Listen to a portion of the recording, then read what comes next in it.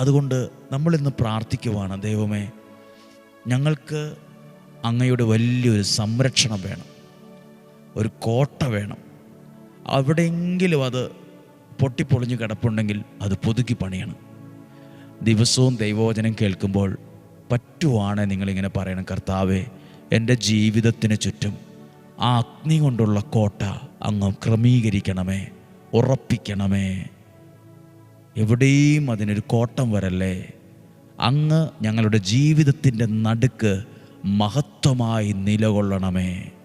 നമ്മുടെ ഭവനത്തിലേക്ക് ഈ ദൈവവചനം ഇങ്ങനെ വരുമ്പോഴേ, അത് നിങ്ങളുടെ കുടുംബത്തിലിരുന്ന് കേൾക്കുമ്പോഴേ, നിങ്ങളുടെ വീടിൻ്റെ നടുക്ക്, നിങ്ങൾ എത്ര പേരുണ്ട് വീട്ടിൽ? 3 പേര്, 4 പേര്, 2 പേര്, 5 പേര്, നിങ്ങൾ ഒരുമിച്ച് വട്ടത്തിലിരിക്കുമ്പോഴേ ദൈവം ആ വീടിൻ്റെ നടുക്ക് മഹത്വമായി നിലകൊള്ളും.